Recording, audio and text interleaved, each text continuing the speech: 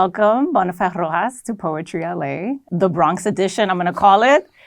I'm going to call it the BX edition. And we're coordinating today on many levels.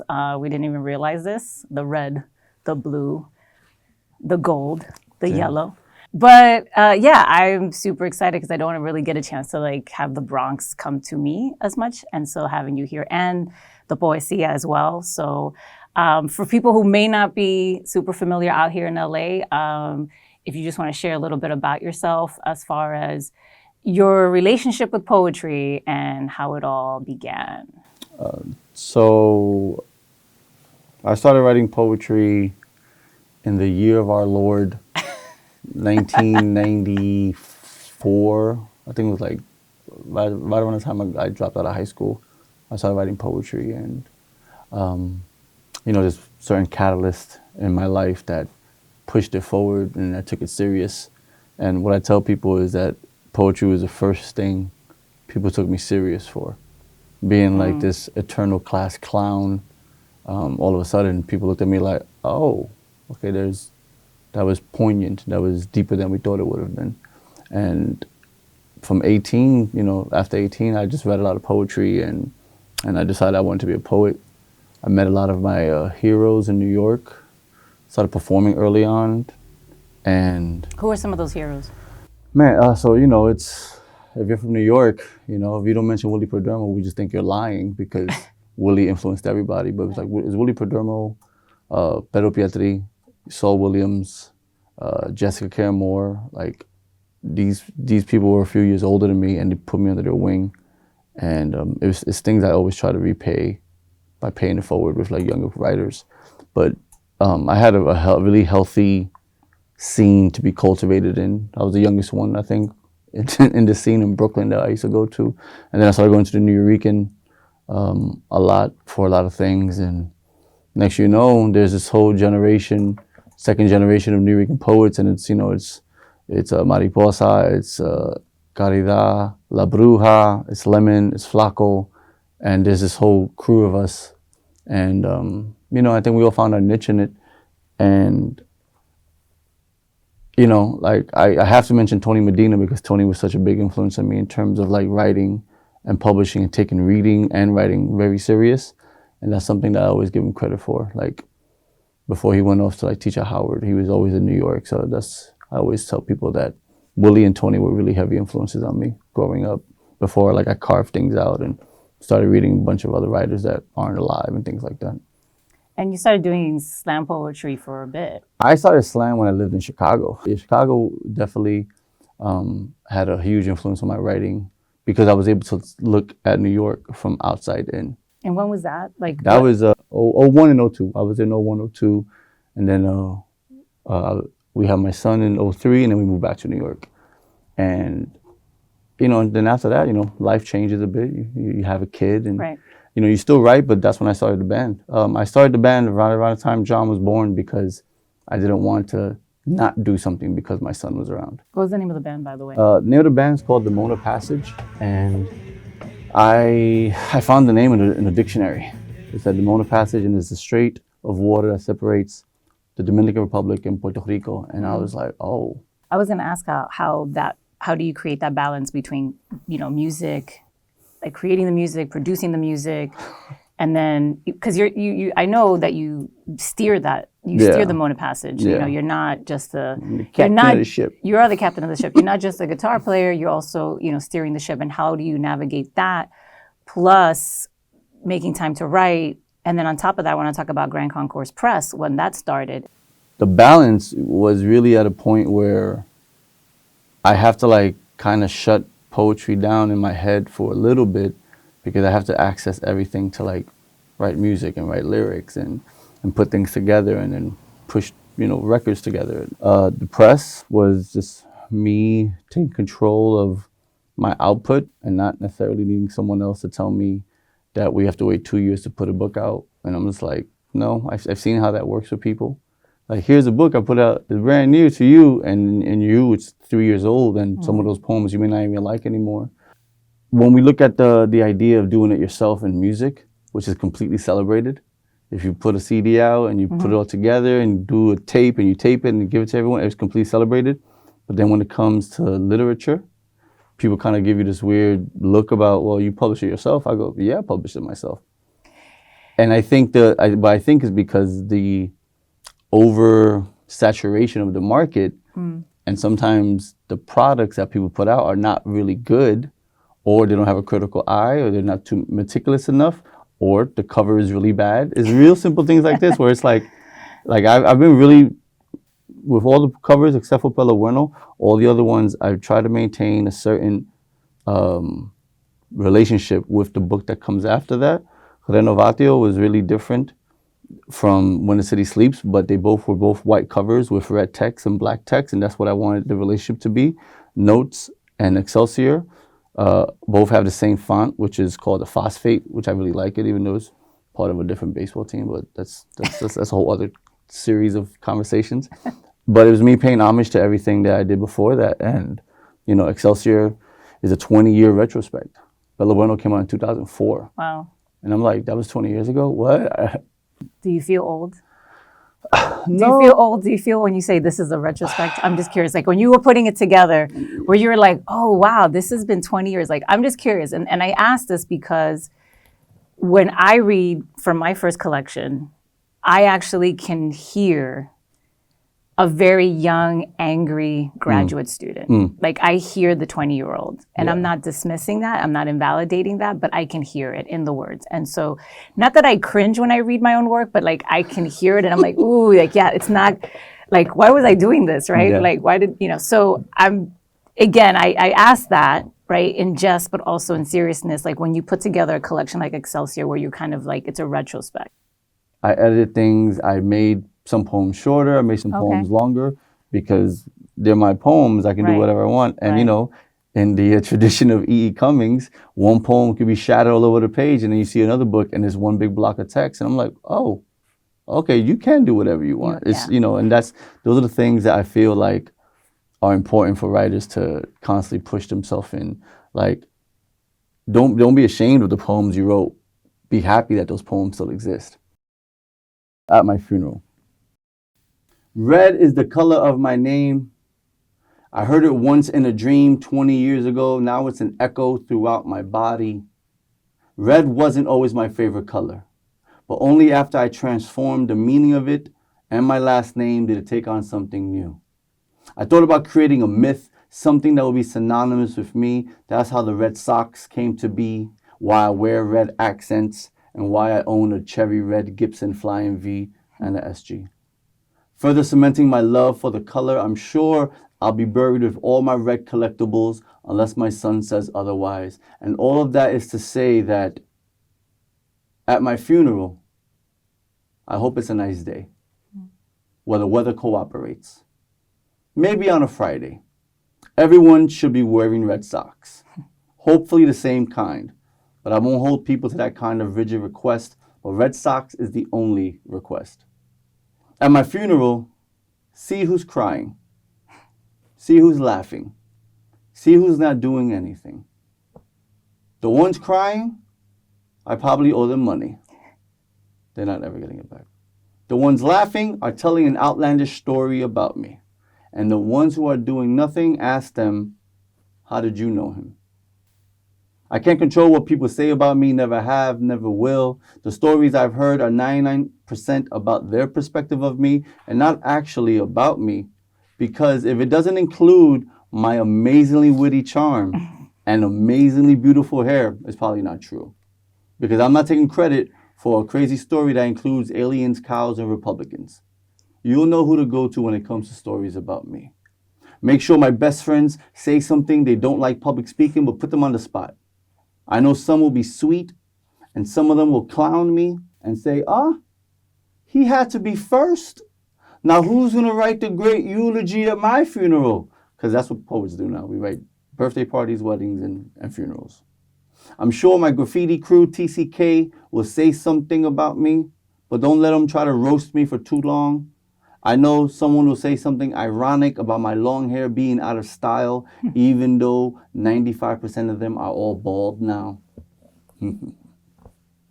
Let my son and nephews get as much time as they want. My son has already stated he's taking my entire Akira collection, and my nephew Diego said he's taking everything I own that has to do with Seinfeld. At my funeral, I don't want it to be too much of a sad occasion, so I want some music playing. Hendrix, The Beatles, Dylan, Prince, Black Sabbath, Pink Floyd, Tribe Called Quest, Outkast, the Mars Volta, Radiohead. These musicians shaped my whole life.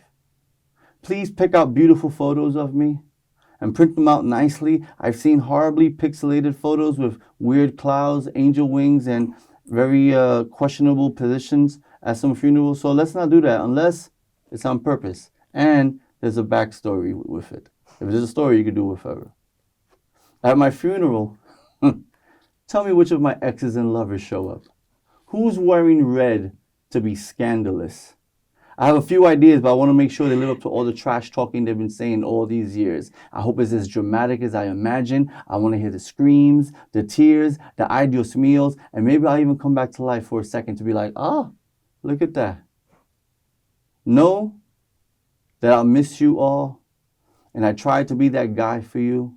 I failed at a lot of things, and I succeeded in more. I would change some things, definitely, but then it would have made me a different person.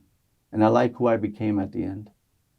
I'm glad my mother didn't see me transition. I know she'll be waiting for me. She'll be whole, no amputations, and whatever age she decides, she'll be young, loud, and beautiful, yelling at me like, Pop, you're here.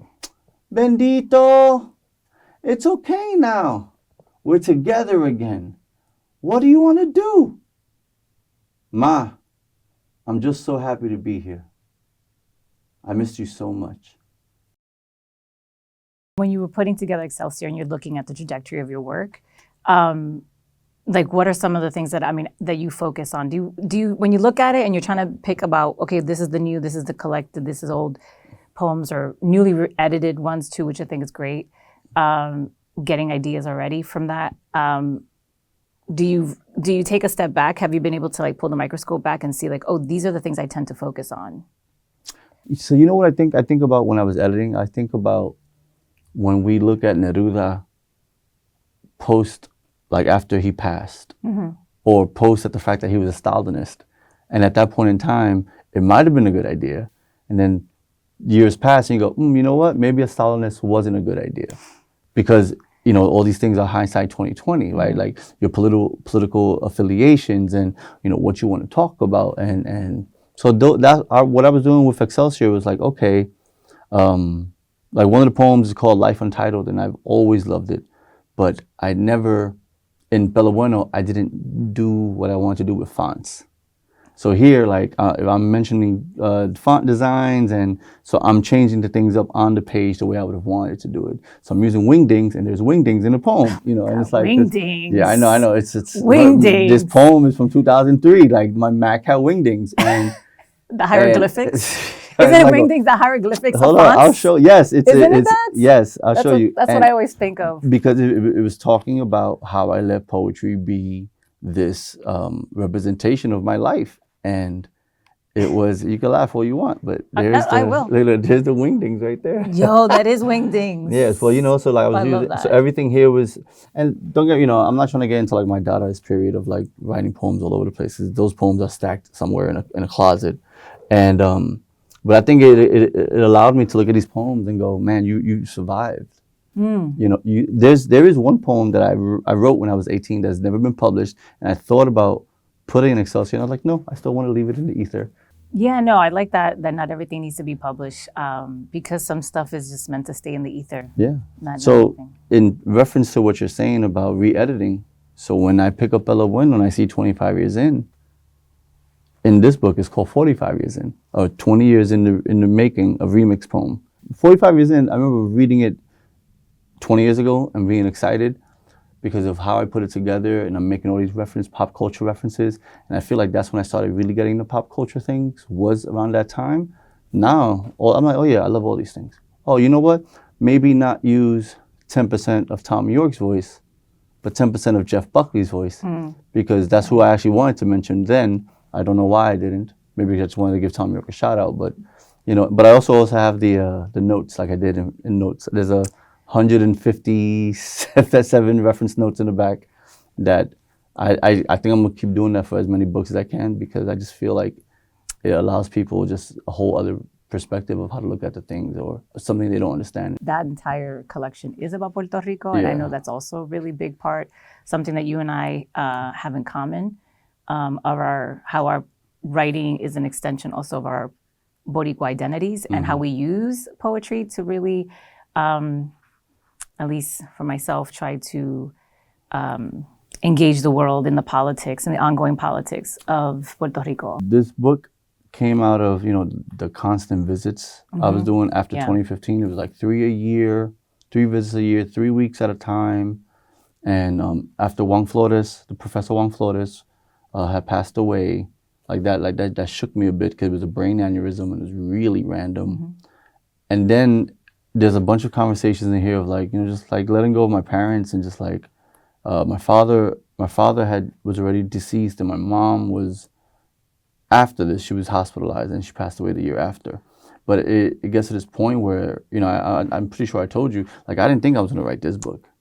I thought I was going to write the rock and roll book first. Right. Yeah. And all these poems started coming out, and I was like, okay, great, because there was a point that, I wasn't Puerto Rican enough for other Puerto Ricans. And this probably has to do with the fact that I do like hardcore music or metal, and everyone looks at me like, well, that's not really, and I'm like, I get it. That's not really Puerto Rican. But Puerto Ricans are multifaceted, especially when you go to the island, and they all love metal and anime and everything like that. And I think that's why the conversation with the diaspora has to be constant, because it's always changing for the people who are in there. Right. Okay, so one of my favorite poems to read here, and it'll be a cute segue.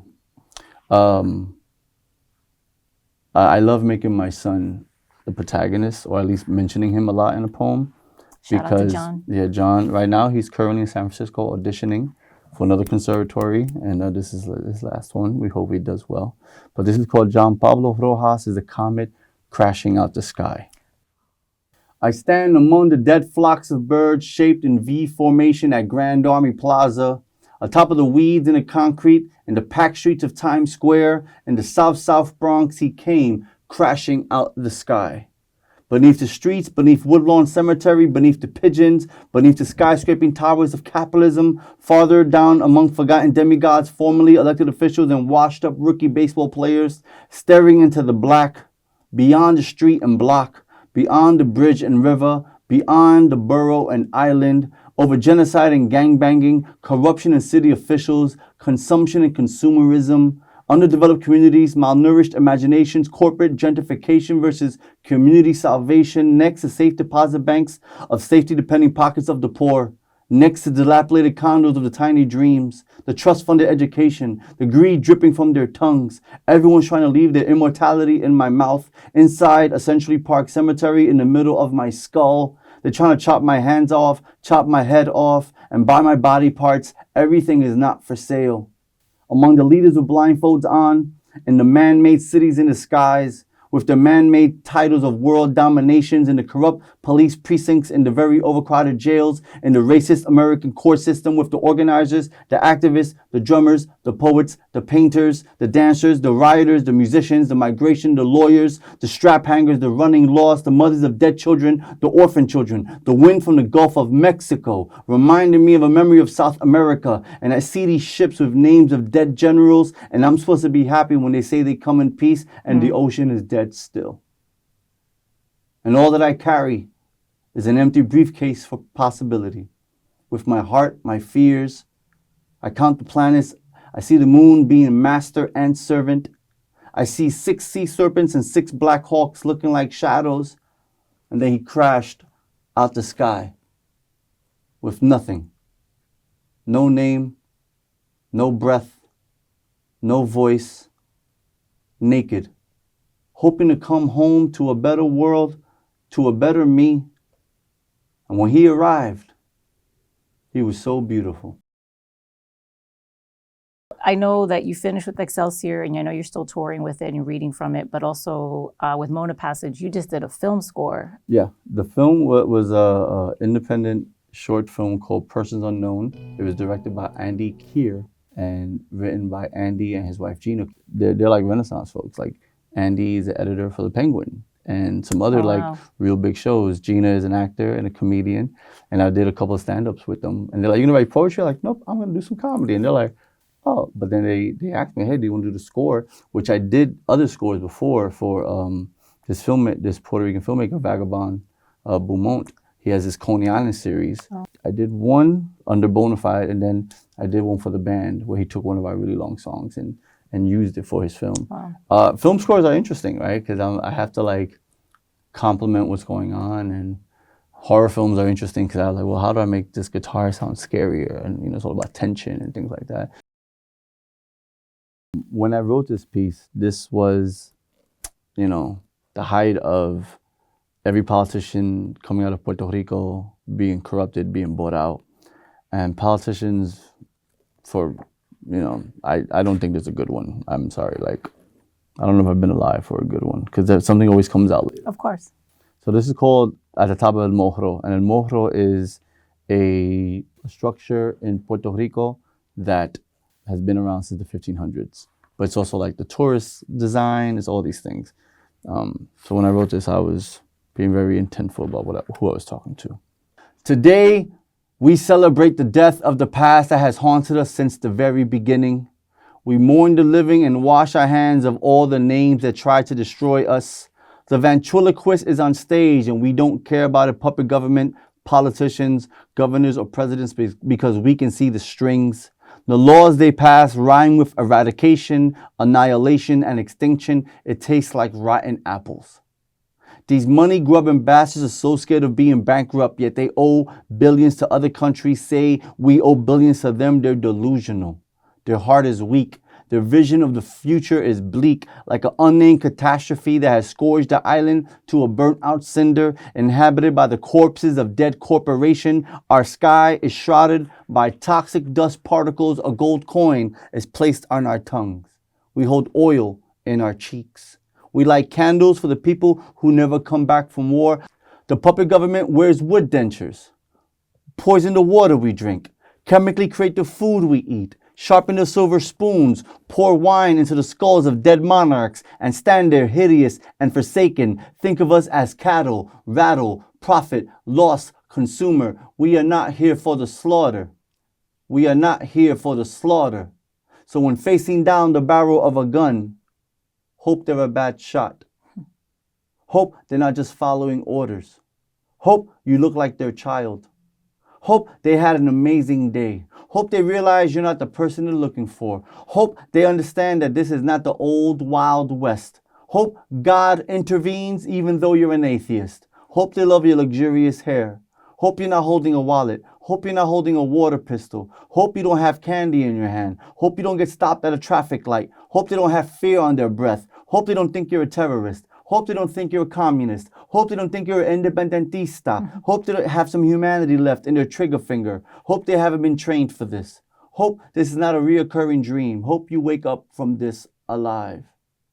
At the top of El Morro, you can see politicians walking around smelling like corruption and massacre. They hold bone marrow in their glasses, bow before their own skeletons, eat the bark of dead cherry trees, take a casual walk in a cemetery, crushing the bones of dead nationalistas. Their mouths full of declarations smell like vomit, carry blood in their pockets, brush their teeth with scalpels, wash the closed-circuit destruction of Palestine, Chicago, Baltimore, and Vieques. They laugh at the death toes, eat their own shit to survive, sacrifice babies for immortality, destroy the dignity of the poor, paint their self-portraits with maggots, lay their bodies on dead goats, waiting to be resurrected so when the stock market crashes again, they can sink their teeth into anything, everywhere, and everyone.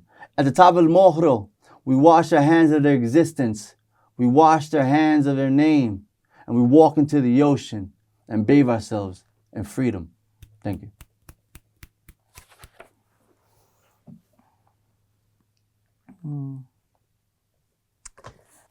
So I'm 25 years old. My work is being affected by slam. And, which means you're talking to the audience, you're talking to punchlines. But when I wrote this, I'm trying to figure out if I wrote it in response to it was very particular. It's a quarter-life crisis, right? It's quarter-life crisis. I'm about to have a book out. I'm about to have a kid. And, I was trying to figure out what was going on. I think at 25, some people have their lives foundation-wise put together, and some of us are just like winging it. I was definitely winging it, after everything calmed down after that.